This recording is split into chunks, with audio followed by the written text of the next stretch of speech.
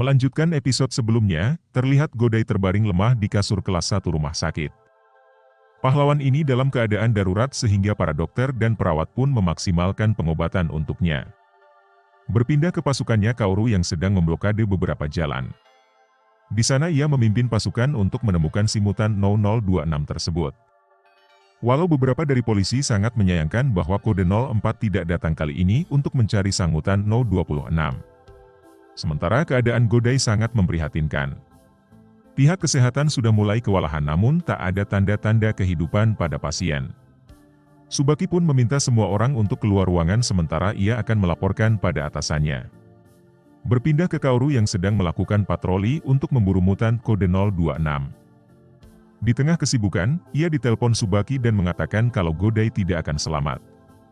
Sementara salah seorang perwira menanyakan tentang keberadaan kode 04. Namun Kaoru tidak bisa menjawabnya. Tsubaki juga menghubungi Sakurako dan mengatakan kebenaran. Sakurako sangat bersedih ketika tahu Godai takkan selamat. Saat teleponan itu juga Sakurako sedang meneliti tentang Kuga. Di sana ia juga menerjemahkan tulisan kuno yang ditemukan oleh Jin. Yang sepertinya hal ini berkaitan dengan ilmu medis pada zaman dulu. Mendengar itu kemungkinan Tsubaki masih memiliki peluang untuk menyembuhkan Godai. Berpindah ke Kaoru yang menyampaikan kabar duka itu pada Minori adiknya Godai. Meski berat, Kaoru menyampaikan berita itu apa adanya. Walau bersedih, Minori terlihat tegar dan yakin kalau abangnya akan bertahan. Berpindah kembali ke Tsubaki yang memeriksa keadaan Godai. Tak lama ia ditelepon kembali oleh Sakurako. Sakurako menyampaikan isi dari batu tulis yang sudah ia terjemahkan yaitu ketika mata besar muncul di mata sang satria, tidak ada yang boleh mengganggu tidur nyenyaknya. Awalnya Tsubaki bingung dengan perkataan itu.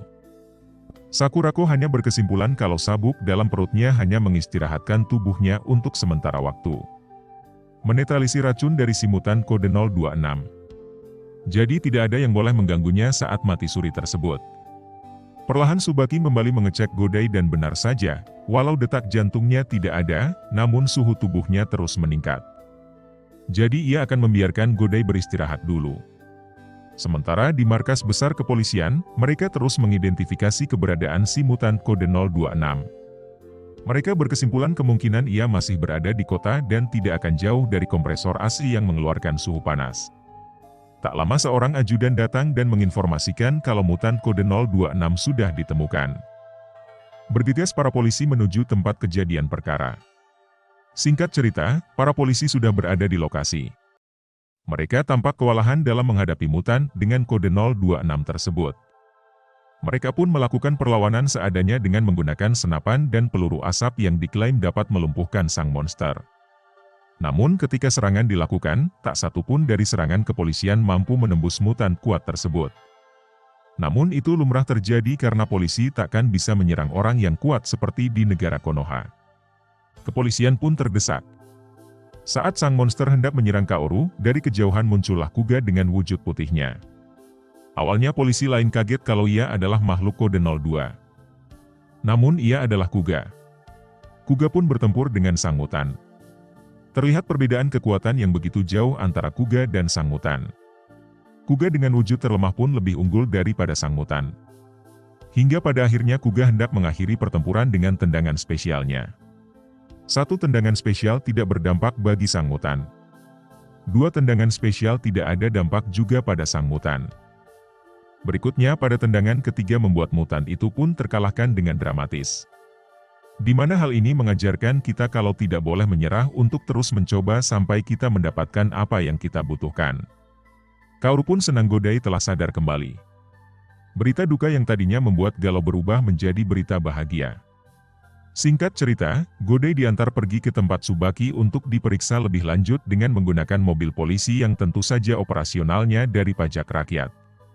Setibanya di tempat Tsubaki, Godai diperiksa dan ternyata memang benar sabuknya Godai telah mengeluarkan zat penetralisir racun. Dan sabuk itu pula lah yang membuatnya koma dalam pemulihan tubuhnya. Sambil menyelam minum air, Tsubaki malah menanyakan apakah Sakurako masih single. Karena dia baru saja putus dengan pacarnya. Dengan polosnya Godai mengatakan ia single. Berpindah ke Sakurako yang sedang menunggu kedatangan Godai. Ia sangat khawatir tentang Godai. Namun tak lama yang datang malah Kaoru. Godai sendiri juga datang namun melewati jendela dan mengambil topeng sembari menakuti Sakurako seperti yang biasa ia lakukan sebelumnya. Mereka pun terus melakukan penelitian terkait Gouram dan artifak lainnya sambil ngopi. Tak lama Jin pun datang dan meminta izin pada Kaoru untuk memecahkan teka-teki artifak Gouram. Karena artifak tersebut berada dalam wewenang kepolisian saat sekarang ini. Shin berpindah ke Godai yang disambut hangat oleh murid-muridnya Minori. Para anak TK tak berdosa itu akhirnya bisa menagih janji Godai untuk bermain drum seperti Elumi. Kaoru juga meminta maaf pada Minori karena sebelumnya telah melaporkan kalau Godai sudah tak selamat. Akhirnya Godai pun unjuk kemampuan drumnya di depan anak-anak TK yang polos. Berpindah ke tempat penelitiannya Mulyani, di mana Gouram saat ini sudah tidak dapat berfungsi dan hanya menjadi batu tua biasa. Mulyani pun menghubungi Kaoru yang saat itu sedang bersama Godai. Mulyani menyuruhnya untuk datang dan memeriksa kemungkinan yang tidak ia ketahui pada Gouram. Namun sebelum itu Godai hendak makan siang dulu di restoran paling enak. Siapa sangka Godai membawa sang perwira polisi dan anak buahnya ke warung makan Pak Ujang yang tidak berlisensi. Shin berpindah ke tepian sungai di mana terlihat sejenis makhluk aneh yang diduga Grongi muncul ke permukaan. Berpindah ke Godai dan Kaoru yang sudah sampai di tempatnya Mulyani.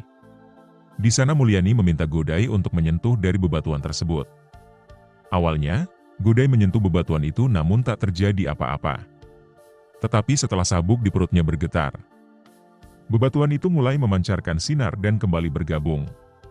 Di saat itu juga, seorang anak buahnya Mulyani berteriak panik dan memanggil mereka untuk melihat sesuatu. Ternyata ia telah menemukan sisa-sisa dari monster yang diberi kode 026. Mereka berniat hendak meneliti benda tersebut. Godai mencoba membakar namun dengan cepat dipadamkan oleh Kaoru. Tak lama Kaoru ditelepon seorang polisi lain dan mengatakan kalau makhluk kode 26 sedang berkeliaran di kota. Godai pun dengan cepat menuju motor dan mengendarainya. Ia pun berubah ke wujud kuga merah dan melaju dengan kecepatan tinggi. Sementara para polisi sudah sampai di lokasi dan melihat si monster sedang menargetkan pekerja proyek sebagai korbannya. Monster itu dengan mudah mengalahkan semua polisi yang ada. Tak lama kuga pun datang dan melakukan pertempuran sengit dengan sang monster. Kekuatan mereka sangat berimbang sehingga kuga hampir terkalahkan. Namun seperti yang bisa Anda tebak, kuga merah ini mengeluarkan tendangan Cristiano Ronaldo dan menumbangkan sang monster dengan kode 026 tersebut. Sehingga monster itu pun terjatuh dan kalah. Namun bukannya meledak seperti Grong yang lain. Monster ini hanya meleleh dan meninggalkan bekas cairan. Pada malam harinya, terlihat polisi berpatroli yang memasuki daerah angker yang sangat menyeramkan. Tak lama mobil polisi itu menabrak sesuatu. Tetapi ketika diperiksa, tidak ada korban ataupun benda yang mereka tabrak. Namun salah seorang dari mereka mendengarkan suara aneh. Shin berpindah ke markas kepolisian yang sedang kembali menghabiskan anggaran negara dengan rapat yang tidak ada hasil. Kali ini mereka menginvestigasi tentang pelarian makhluk yang tidak dikenal. Para polisi ini mulai memikirkan strategi baru untuk membaca pelarian sang monster agar hasil rapat mereka tidak sia-sia dalam menghabiskan anggaran.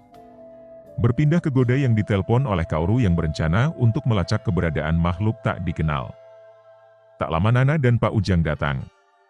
Nana mengajak Godai untuk pergi liburan. Lalu ia pun ditelepon oleh Jin yang ingin berbicara dengan Godai. Rencana Jin akan meneliti artifak Gouram bersama Sakurako. Jadi ia mengajak Godai juga sebagai pengguna benda itu. Karena awal mula Gouram adalah serpihan bebatuan yang ditemukan almarhum ayahnya Mika dulu. Berpindah ke Mulyani yang baru bangun tidur. Meskipun ia seorang janda, ia masih memiliki sifat seperti anak gadis yang suka bangun kesiangan. Sehingga ibunya yang sudah tua bangka menasehatinya kalau seharusnya ia mengantarkan Sayuru anaknya ke sekolah. Sementara di kantor penelitian, Kaoru terus meneliti sejumlah artikel tentang Grongi. Walaupun foto yang ia kumpulkan kebanyakan yang ngeblur, dia terus menduga-duga tanpa fakta yang mendukung tentang cara mengalahkan Grongi. Berpindah ke sebuah lorong yang sunyi. Terlihat seorang Grongi protes pada bosnya karena gilirannya untuk mengumpulkan korban belumlah terkabul. Berpindah ke laboratoriumnya Mulyani, di mana tanda-tanda yang dikumpulkan oleh kepolisian sudah menemukan titik terang. Diketahui monster kali ini dapat memancarkan sinyal elektrik. Tak lama Godai pun datang dan menabrak Mulyani. Ia datang bersama Sakurako dan Jin. Mereka meminta izin pada Mulyani untuk meneliti Gouram lebih lanjut. Scene berpindah ke dua orang pemuda nganggur yang baru belanja dari Indomaret. Salah satu mereka pun diculik dan tiba-tiba terkapar di pinggiran jalan. Kabar itu cepat beredar hingga ke markas kepolisian. Mereka agak kesulitan dalam melacak karena wujud mutant yang satu ini tidak diketahui. Namun salah satu saksi mengatakan kalau ia mengeluarkan suara. Berpindah kembali ke Godai dan kawan-kawan yang sedang berada di lokasi Gouram. Jin tanpa antusias memeriksa setiap bagian dari pecahan artifak yang ia temui menjadi satu kesatuan armor yang melindungi sang kuga dalam berkendara. Salah satu bagian Gouram memperlihatkan tulisan yang difoto oleh Sakurako. Tak lama ia ditelepon oleh Kaoru yang meminta teleponnya diserahkan pada Godai. Kaoru menyampaikan hasil rapat pada Godai yang artinya ia harus menghadapi mutant yang tak terlihat. Berpindah ke kelompok Grongi. Salah satu mereka adalah monster yang dapat menghilangkan tubuhnya yang sebentar lagi akan menuntaskan misinya. Berdasarkan pengamatan Kaoru, sang monster akan muncul di sebuah menara tinggi. Kaoru pun memerintahkan Godai untuk menuju lokasi. Siaga 1 pun diumumkan. Kepolisian pun sudah mengepung gedung yang dimaksud dan mengungsikan manusia tak berdosa dari sana. Tak lama seorang polisi pun ditarik dan ia pun pingsan. Akhirnya Kaoru pun memerintahkan untuk menembak berdasarkan sumber suara yang dikeluarkan monster. Sementara di markas Grongi, terlihat salah satu Grongi yang suka membangkang sudah tak sabar dengan gilirannya. Namun ia malah kena bogem mentah oleh bosnya. Terlihat ia sangat memendam amarah yang dahsyat. Kembali ke kelompok Kaoru. Kali ini sang mutan memperlihatkan wujudnya. Namun beberapa kali peluru tidak menembus tubuh sang mutan. Singkat cerita, perlawanan terus berlanjut hingga malam pun datang. Kaoru mampir ke mobilnya dan melihat pergerakan radar bahwa salah satu Grongi telah mengejar Godai. Di tempat Godai, ternyata Grongi yang dimaksud adalah si makhluk nomor 03. Karena itulah yang membingungkan kepolisian, terdapat 2 Grongi sekaligus yang menyerang kota. Karena biasanya hanya satu persatu Grongi yang bermunculan. Godai pun membawanya ke suatu tempat dan berubah menjadi kuga merah. Alhasil terjadilah pertempuran reunian dengan monster tersebut. Monster ini sebelumnya pernah bertempur dengan kuga wujud growing form dan ia dapat mengalahkan kuga. Namun kali ini, kuga lebih unggul dengan wujud Maikti formnya. Pertempuran terus berlanjut hingga sang monster pun kabur. Kuga curiga ia tidak kabur, melainkan hanya bersembunyi untuk menyerangnya secara tiba-tiba. Dan benar saja, makhluk 03 muncul dan menyerangnya dari belakang. Namun siapa sangka sejenis kendaraan roda 2 muncul dari kejauhan yang dikendarakan oleh orang yang mirip dengan Godai. Godai pun heran dengan sosok pemuda berkendara tersebut. Sekilas pria itu terlihat seperti Godai. Namun tak ada yang tahu identitasnya karena film pun bersambung. Sampai jumpa di episode berikutnya.